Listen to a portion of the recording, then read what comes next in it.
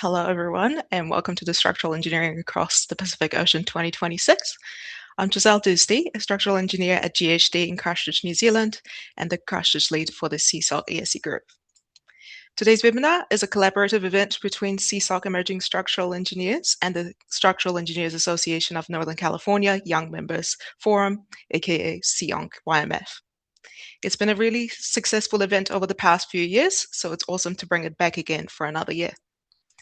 I'd also like to thank our counterparts in SEAONC YMF for partnering with us again. It's great to continue building our connections. Just quickly on how things will run today. We'll have each of our speakers present in turn, and then we'll hold a Q&A session at the end.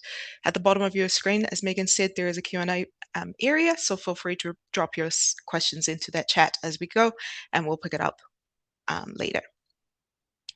Today, we've got a fantastic lineup, 4 rapid-fire presentations from emerging structural engineers across New Zealand and Northern California, and you'll hear about a range of complex projects and practical lessons from seismic design and mass timber through to large-scale data centers and infrastructure projects.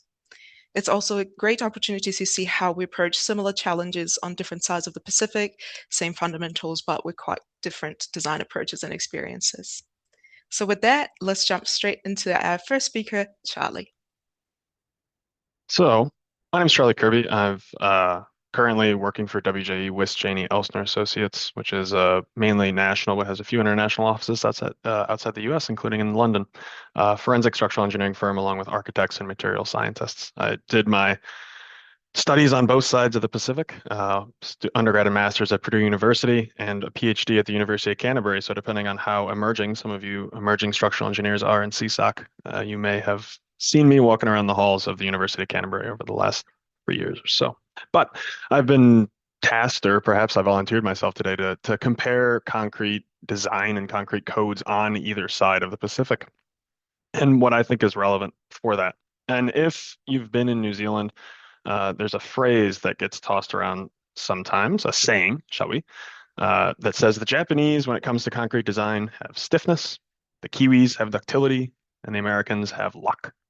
And this is going to be the kind of the basis of my talk today. Is this is obviously a bit of a stereotype, but is there grounds to it? Can we back it up with a bit of data? And the best place to start is a discussion of drift limits. So in governing codes for frankly any building, not just concrete buildings, there are drift limits.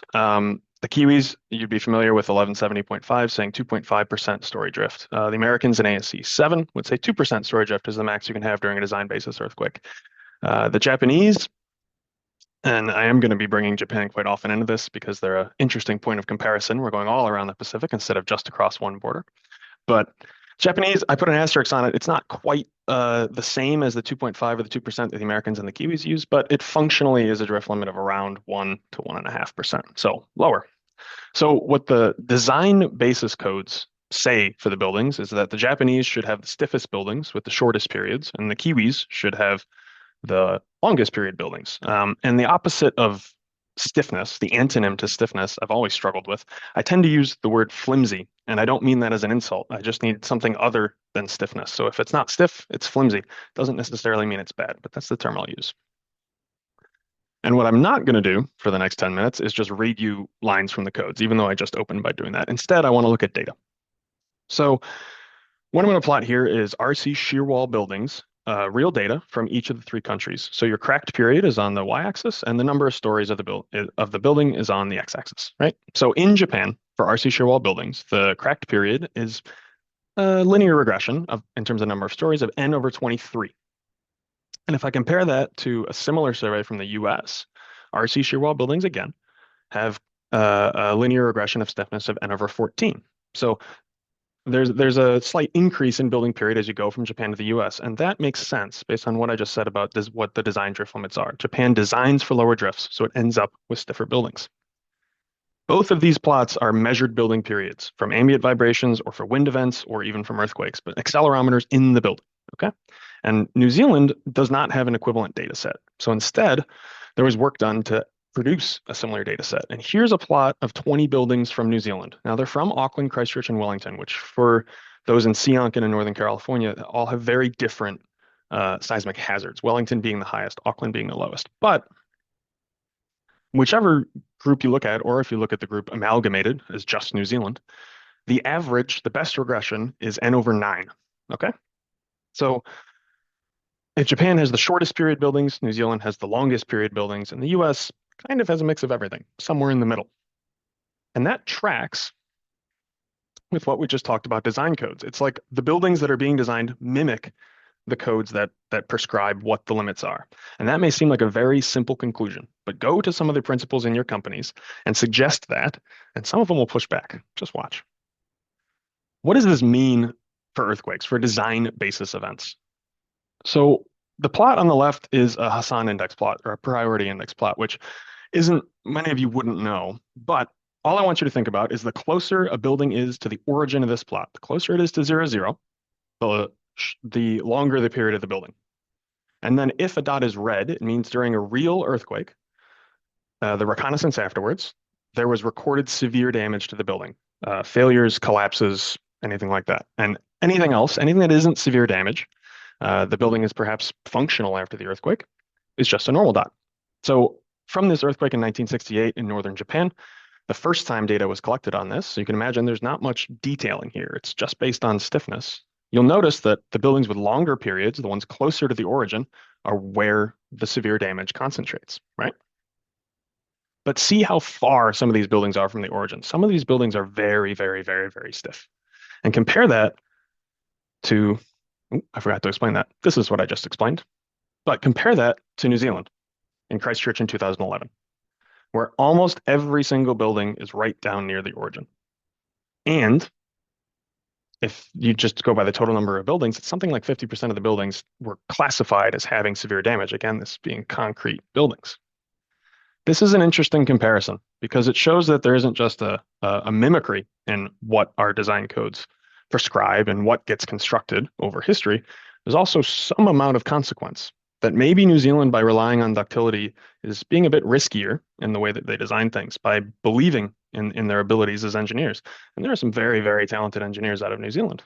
But across many earthquakes, even beyond these two, this trend has been seen, that making buildings stiffer by reducing design drift limits can also prevent severe damage during earthquakes.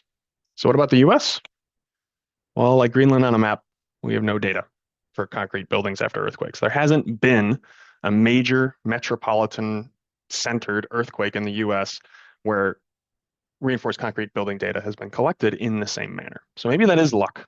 Maybe the US hasn't just seen one of these events yet. So if I expand on what I started at the beginning, the Japanese have stiffness, but also an excellent track record. Think about how many buildings were so far from the origin that there wasn't really a risk of severe damage after the earthquake. The Kiwis have a ductility, but some historically flimsy buildings. And if it was true in Christchurch, I think it would be true in Wellington as well, especially considered how much of Wellington was constructed in the 70s and the 80s, right? There's a reason that there's this huge push to retrofit things right now. And Americans have luck.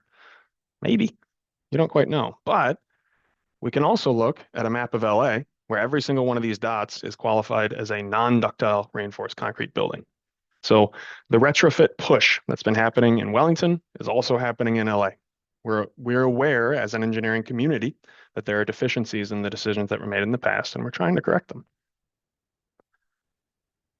To give a very brief summary of part one, the standards on allowable drift vary across the Pacific, Japan being the tightest, New Zealand being one of the most lenient. And no matter what people say, buildings tend to mimic standards. So even if the design drift limit is 2.5%, and the principals at your company say, well, we never actually designed for 2.5%, think about that. That's happening everywhere. So if the design drift limit in the US is 2%, well, maybe US engineers never actually designed for 2%. So buildings in New Zealand still tend to have longer periods than equivalent seismic hazards in other places around the world. So if we want to change our buildings, we should be looking at a way to change our codes.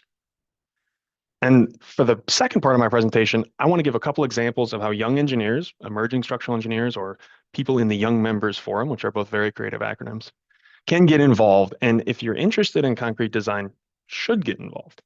It's early in your career is a great opportunity to get a look behind the curtain of what's happening in the documents that you use every single day at your jobs. And to do that, I'm going to give you a brief history of C5. For those in California, C5 is the assessment standard for earthquake-prone reinforced concrete buildings in New Zealand. It's equivalent to like ACI 369 or ASCE 41. Okay. In 2017, C5 was about 100 pages long. And then the 2016 Kaikoura earthquake happened, and there were some discoveries from the damages of that earthquake in New Zealand that led to about 50 pages being added in a technical proposal to revise the engineering guidelines. So this hadn't been adopted as a code yet, but there was immediate action taken after the Kaikoura earthquake saying we recognize that some things are wrong and need to be accounted for in the way that we assess our buildings. In 2024, a public comment for the next code cycle of C5 went out.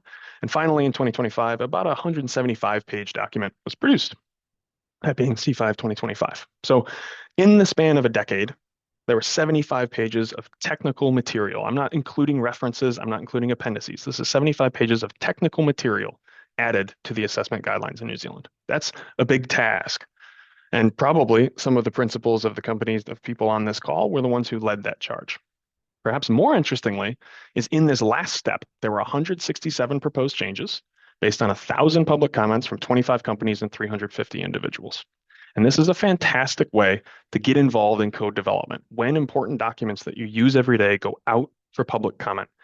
If there's a section that you use constantly and it just doesn't quite work consistently and you've noticed it, submit a public comment. You don't have to give a solution, but you should at least make the people revising the document, the technical committees revising the document, aware that I use this every day and it doesn't work the way that I think it should, right? This is not a big task. For instance, one individual submitted 230 unique comments. Almost a quarter of every comment on the last revision of C5 was one person. And I guarantee that their utilization ratio was like 12% while they were writing those comments, right? I'm not asking anyone to make their full-time job submitting public comments. I submitted one comment to the revision to C5. And that one comment became one proposed change. I had noticed something, thought about it, talked about it with some people higher up than me. We said, hey, maybe we should submit a comment. And eventually that ended up being included in a change. It changed to wording and it changed the way that things were done, right? These are opportunities for you to get involved early in your career in code development. If that's too big of a task, let's go very niche. ACI Spec 548-1725, the circular precast polymer concrete manhole specification, which I would be surprised if anyone on this call has used.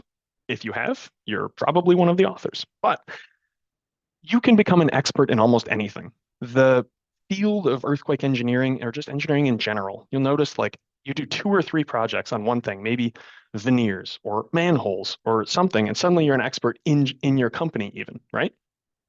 Well, those have governing standards too. And this standard had 2 proposed changes in its last iteration.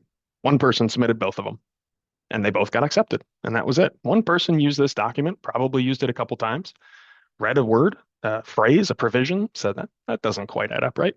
And when it was time for it to be revised, submitted a comment, and those changes were made.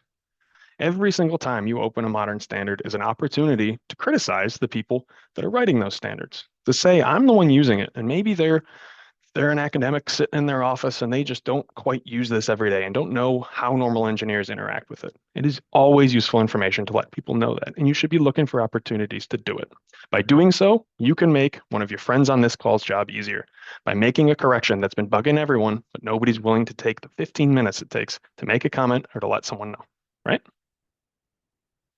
To summarize the whole talk, standards on allowable drift, the really high-level stuff in seismic design vary around the world.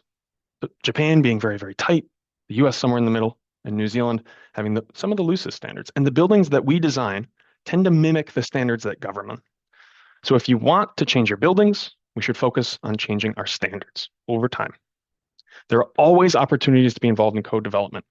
You can either be involved like I am, where you're on code committees, or you can just submit public comments as a user. And those are opportunities you should take. But the code development process and those committees always need more young engineers. Being in SESOC, being in SEAONC, you have access to a great network of people. And if you hear through that network that help is needed, I hope that some of you will take the chance to spring at that opportunity. The references from all the data that I presented are on here. If you go to the recording afterwards, you're welcome to look at them or get in contact with me as well. And with that, I'm going to hand it off to Mary, our second presenter, to talk about mass timber. Great, thank you. Let me get sharing the slides. Okay, taking a bit of a turn into timberland. So my name is Mary Kretschmar. I'm a senior consulting engineer over at SGH. When I worked in New Zealand, I was with Holmes Consulting, and that's where this experience has come from. And so just a little bit about me. Oh, didn't know that transition was going to happen. So my background is pretty mixed, big diverse project set, everything from non-ductile concrete retrofits to single family homes and large artwork. Overall, I just like to puzzle things out. And I found that the New Zealand regulatory landscape and the industry in general kind of provides a lot more opportunity for people to do that a bit more flexibly than in the US. And so I'll kind of have that comparison and contrast throughout a couple of these discussion points in this presentation. And so to crack into that, I've got a case study building which will provide a backdrop for me to talk about these couple different elements of mass timber design. I recognize that mass timber design may be new or unfamiliar to a lot of people in this room. And so I'll aim to give a little bit of context, but I didn't want to turn this presentation into a big technical data dump and really get into the weeds. So if you've got questions about that, and happy to answer them, but hopefully provide a bit more context for people who this is new information for. So this building that I'll be talking about is a new office building, all mass timber lateral system and gravity system. This is a high seismic area, PGA over 1G, and we've got alternative solutions in both directions of this building. For the US people, alternative solution and design methodologies is a compliance pathway option in New Zealand that is somewhat akin to performance-based design, not exactly, I use that lightly, but it's used much more frequently. It's an alternate path to be able to design buildings and prove its ductility in ways that aren't code-approved lateral systems in the same way that the US industry works. Overall, because of this, the New Zealand approach is less prescriptive at its core and allows for faster adoption and more innovation than in the US. Oftentimes, New Zealand standards are borrowing from the US or Japan or Europe, kind of always pulling the best pieces of research, whereas the US methodology is much more baked into the IBC, kind of all in. So there's a lot of things I could talk about with this building, but the two that I've selected for this presentation is the timber brace frames. These are glue laminated members that are used as part of the brace frame system, as well as cross-laminated timber diaphragms. So CLT, as you'll all use that acronym a bit more frequently, is 2x members or 50 mil thick planks that are kind of overlain in crossing laminations as shown in this image, and these become panels that get stitched together for a wall or a diaphragm. CLT shear walls are a bit more common, I think, in the lateral system for mass timber lateral systems, but we did not use these for this specific building. So the first thing I will get into is the timber brace frame connection. Talking about this connection a bit, and then also the New Zealand standard to start off with. So this image over on the right is a kind of detailed view of the glue laminated beam. Yellow is the timber, red is steel. And so we have these steel knife plates that are spliced in, these are the like slits cut into the timber. And then we have self-drilling dowels which come in from either side and stitch those knife plates together into the timber members. And so pretty bespoke connection, and we looked to, which at the time was an in-progress standard, AS/NZS 1720.2, which was released in 2022. And in using the standard, I think we're one of the earlier adopters of the detailed design procedure that is within this standard. So for connection design in 1720.1, there is a simplified method and a detailed method. The simplified method is more similar to what you would see in NZS 3603, which is the cited timber standard in New Zealand. But the detailed design procedure uses a lot more takes in a lot more research and development that's happened over the last several decades and allowed us to really look at these high demand connections in a good amount of detail. There's two parts to this connection design. The first is for your ductile modes. So this is the yield limit theory. If you're familiar with timber design, there's 6 generally more ductile timber modes for dowel type fasteners. So when a dowel type is a nail or a screw or a bolt. And these are more ductile failure modes as your bolt or fastener wants to bend within the steel plate or timber member. The kind of biggest and most exciting thing, I think, that is in NZ 1720.1 is a lot more guidance and relatively complicated equations for the more brittle modes for timber design. So we'll have timber splitting, timber tear out, and I've got some good image which come from the standard that show how some of these like plugs of timber can pull out in these highly loaded connections, as well as over on the right, you can see that depending on your connection geometry, you may get a more ductile failure, which is the image at the top, or kind of a partial tear out or a full tear out as you go into those like lower images. And so being able to look at the brittle modes in addition to the ductile ones allowed us to have a good confidence in that our highly loaded members would perform well in a high risk category or importance level building, as well as be able to meet low damage design requirements. And that was aided by, in the standard, there are deflection information that you can use to calculate at different load levels. So this gave us a tool to be able to understand the deformation and the deformation within the fasteners and in the different connections throughout our mass timber building, and give us a tool to be able to understand if we are able to achieve low drift, the low drift design requirements at that serviceability SLS performance level. Now, comparing to the NDS, which is the US's timber standard, this is the National Design Specification. This is more similar in the same flavor as the simplified design, which is again kind of similar to NZS 3603. And so this gives you a nominal capacity that you then put adjustment factors on based off a few different conditions. In order to kind of capture the brittle modes, there's minimum spacing requirements, as well as there's like a true minimum spacing requirements and a recommended spacing requirement. So there's a little bit of play that you have there, but by and large, you aren't able to play with the geometry too much to be able to understand it. Well, if I grab 5 inches versus 10 inches of timber, how does that affect my hierarchy to a ductile to brittle mode? Which is what we were able to do with the New Zealand standard. There's also the yield limit equations for ductile modes. Those are pretty standard across all design codes that I've seen. But the only real guidance in the US landscape is a non-mandatory appendix of the NDS.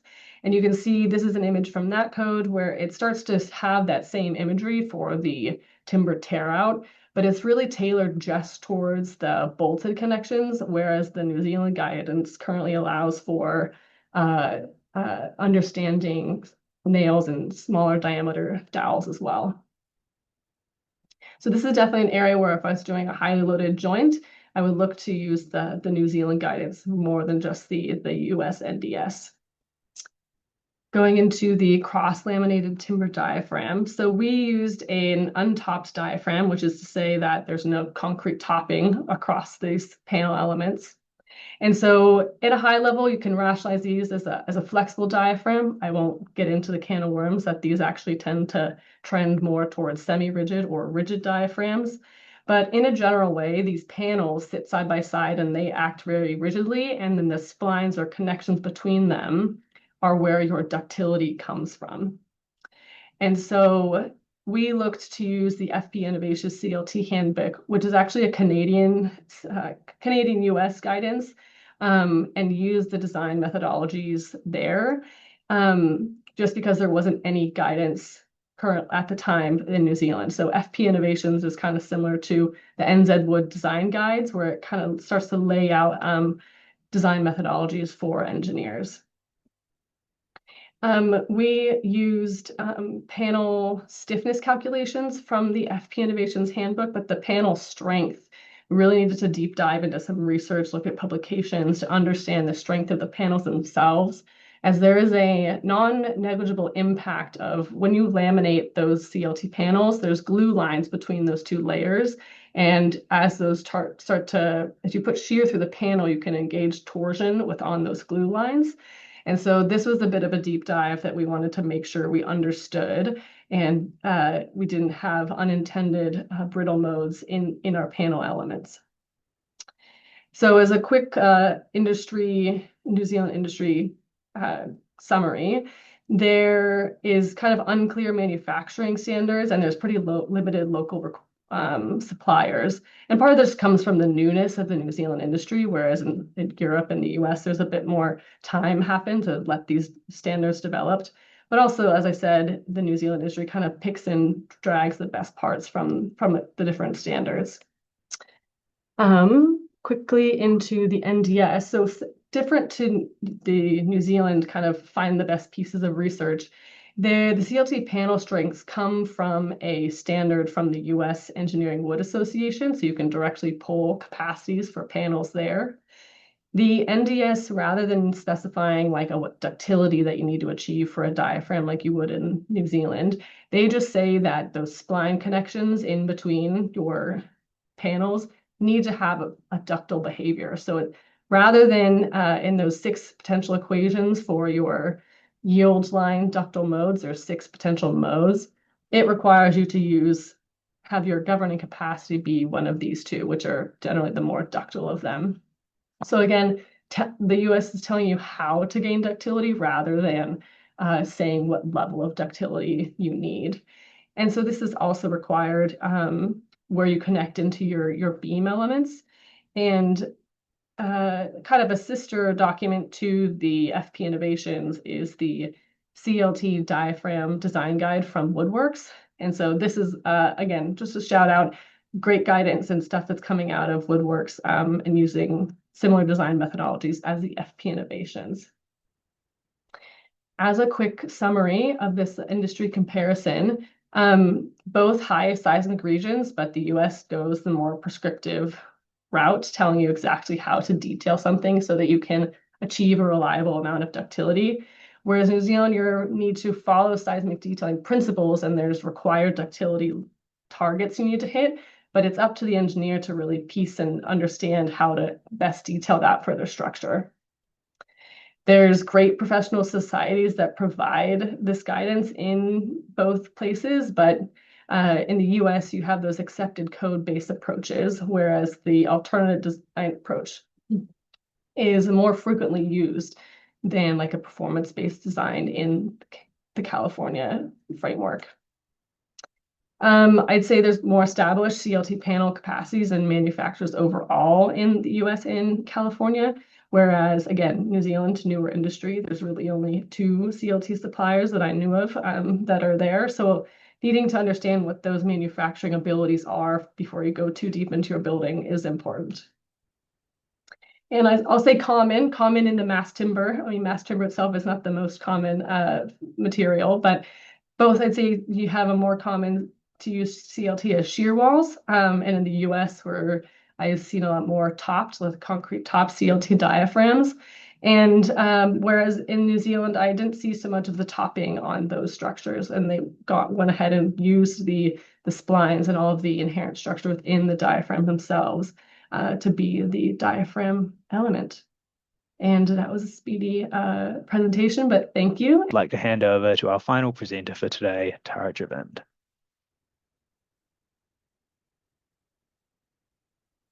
Hello, everyone. I will just share my screen. Thanks, Matt. So my name's Tara Govend, and I'm a structural engineer for Becker in the Wellington office. Sorry, that's the wrong screen, 1 second.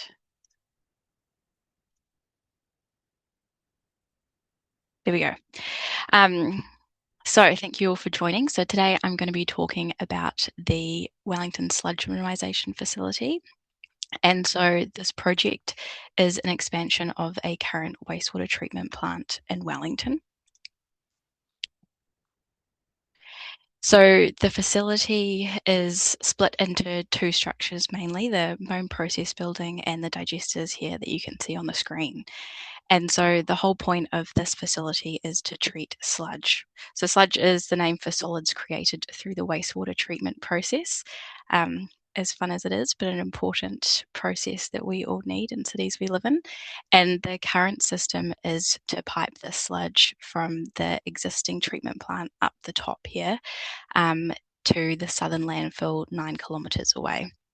Then once it gets there, it has got more water removed from it, and what's left is buried with the landfill.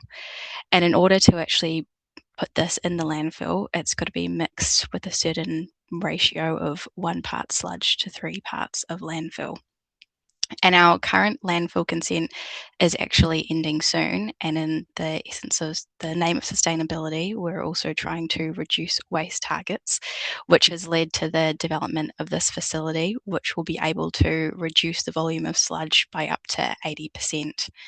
And so the way it does that is going through a lot of different process mechanical systems to heat it, cook it, digest it better, and get more water out of it as well.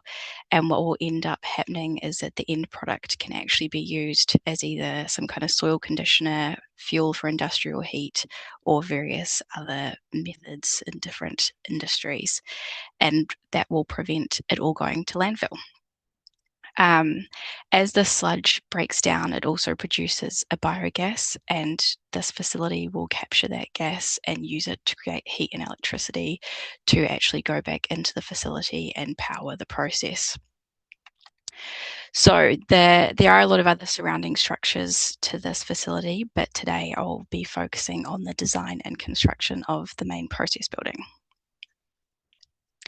So typically treatment plants have very flat, large areas that they get to build on, which means there's a lot of structures in the ground, a lot of slab on grades, not a lot of height to these structures.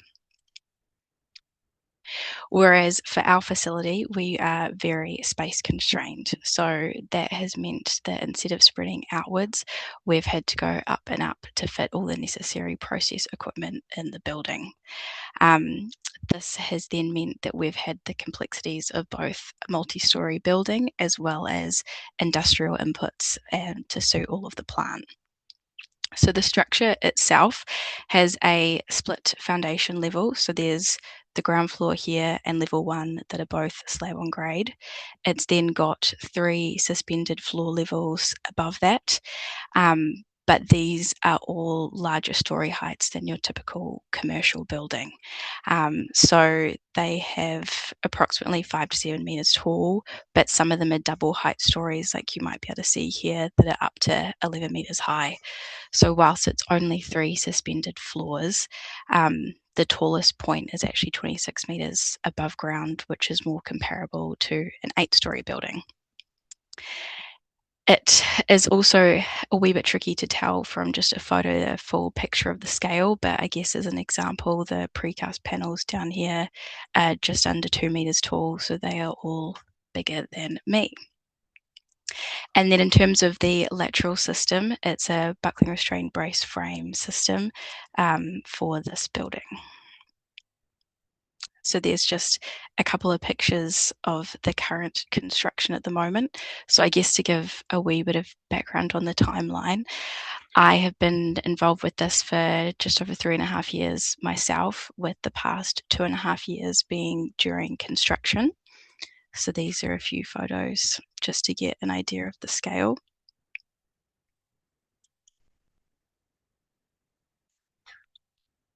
And then in terms of the design, obviously seismic loads are a key part of that. And so this was a few years ago now that design was being undertaken, which was during still the time that TS 1170.5 was coming out, so it hadn't been published yet, and so that's the new loadings code for the updated seismic hazard. But we did know that it was coming and had some idea of what it was going to entail, so we had a site-specific study undertaken to feed into our design demands. This ended up resulting in our design loads being about 40% higher than what you would have for a regular 1170 design. And that's partly because this is an importance level 3 building with a 50-year design life. And what that meant in combination with our overstrength loads from our BRBs is that once you get up to the roof level, we were designing for accelerations of 3G. So as well as the complexity of new loads, we also had the complication of being an industrial facility. We had much heavier plant sitting in the building than what you might have for a similar structure for a commercial purpose. So for example, there's a 40-ton dryer, which is like a big pizza oven that sits up on the 3rd floor, which is 11 meters above ground, and on top of a 200 thick concrete plinth, which is also pretty heavy itself.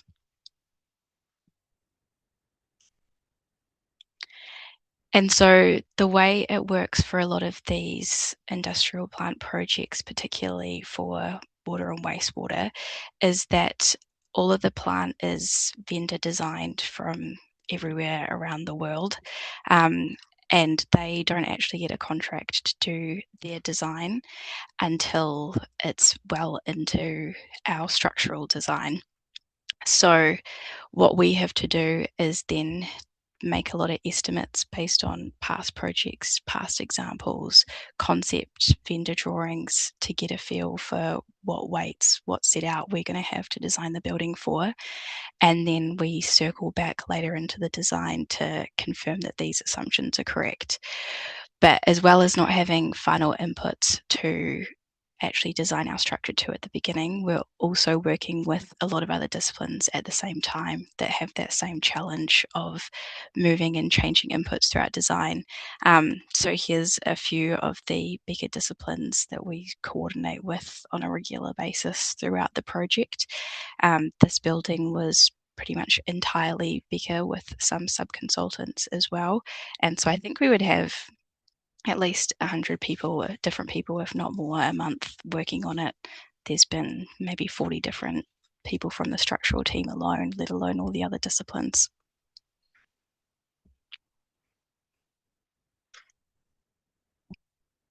So what that ends up resulting in with the combination of those high seismic loads and heavy plant in the building is some stats about our structure. So we've got base plates that are up to 130 mils thick, columns that are 500 kgs a metre, deep beams, big cleats, thick foundations, and then even deeper ground beams.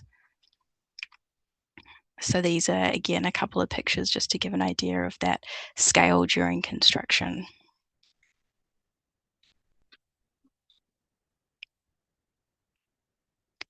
And so this floor here is our double height story. So that's where that dryer I mentioned before sits with 11 meters high.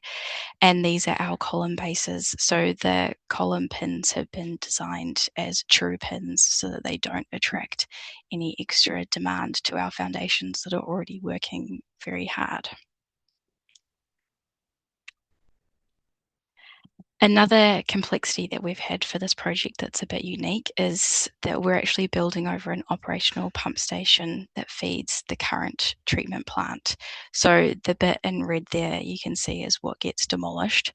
And this is just starting to happen at the moment now that the building is mostly constructed.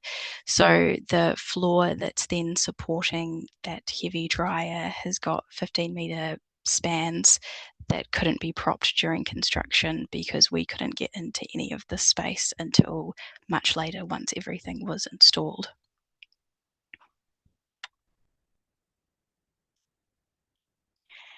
And then this gives you a feel for from design to construction. So you can see down here, this is the pump station there that we've had to construct over. And given what's live and given what's the key aspects for the contractor to get up and running and commissioned first, has led to the construction sequence of the building as well. So in terms of the different floors, they actually ended up pouring the third floor before the second and then back up to the fourth floor, which is a bit unconventional, but they were just driving to get various rooms closed in at certain time frames to keep to their critical path. And so due to those inputs from all of the vendor plant being quite staggered and often not finalised when we needed it to be, it meant we had quite a staged delivery in terms of our building consent. And this then meant that the contractor was able to keep progressing and constructing whilst we kept designing other elements. So for us, it was broken into one pack for issuing the piles and rock anchors. Then we did the foundations. Then even for the steelwork design, it got split up to the column splice, and then after that column splice to the roof. And then the last pack was a lot of secondary steel, facade steel, and the lift core structure as well. And then once we finished those design processes and managed to get some of the finalised inputs on plant in terms of weights and set out and other discipline inputs, we then have to come back and close the loop on all those assumptions to make sure that we have met our original intent, which a lot of this has been happening during construction, which can prove difficult if anything needs modifying, but we've been fortunate that our original assumptions have generally panned out. And so this congestion is not just difficult for us as designers, but it has been very difficult during construction as well. So this is a picture of the hillock across the road from our site, which the contractor actually had to completely break down just so that they could have a lay down yard for their site. So something we don't necessarily always consider, but something that is critical for actually getting it built is them having enough of a site yard to construct everything. And whilst they did create this platform for themselves, it still has been very tight all throughout construction. So it's often a lot of people working in one area. It's sitting Rio on top of the area that they're tying it. And it does also make it very congested for actually placing materials, placing concrete as well. And so that's pretty much me. So any questions for me or for any other presenters? I think we can open up the Q&A. Awesome. Thanks, everyone. We'll now move into the QA portion, and if I could ask all the presenters to put on their cameras, please. First one is for Charlie. Hi, Charlie. Can you please explain a bit on the column and wall index for the damage comparison? Sure. Yeah, I see two questions there, both on a similar topic, so I think I'll just take them at the same time. But the background for those listening is that I'm a member of ACI Committee 314, the Simplified Design of Concrete Structures. And part of what I want to emphasize to early career engineers is that simple answers are not worse answers. And sometimes, in fact, they're been categorically shown to be better. We know that our clients love a complicated analysis. We know that they love seeing the animation of your ETABS model wiggling, and we can all hear the beeping sounds in our ears, probably in our sleep too. But that doesn't necessarily mean that that's always the appropriate answer. What the data that I showed was reconnaissance from, there's been 13 earthquakes surveyed that way. And all it's doing is you go into the building and you look at the total area of walls and columns in the first story, and you compare it to the total floor area in the building. So there's no engineering calculation being done. It was a method derived basically for rapid reconnaissance. And as more and more data came in, they realized that empirically, depending on the limit set, it works, right? Am I ever suggesting that we should be designing our buildings exclusively using Hassan Index or the priority index, whichever name you prefer? No.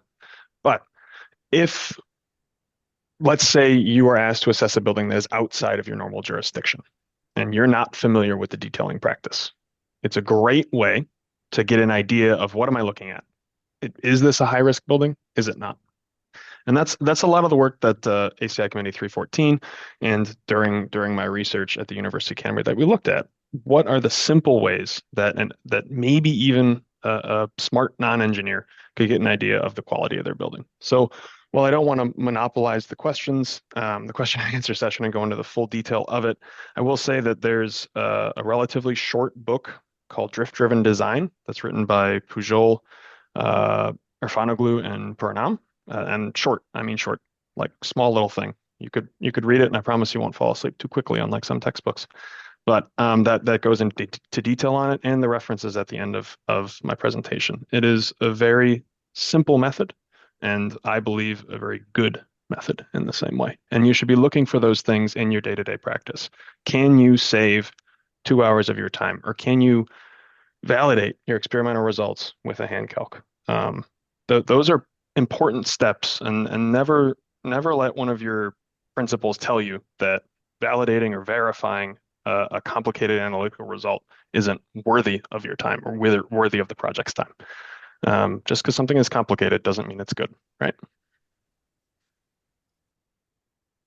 Charlie, I think you answered the second one as well then. Next question is for everyone. What programs are used for design in New Zealand? Also, that would be more for Matt and Tara, but I know Charlie and Mary have both also worked in New Zealand. I mean, I can take it first, and Tara can tell me if I get something wrong.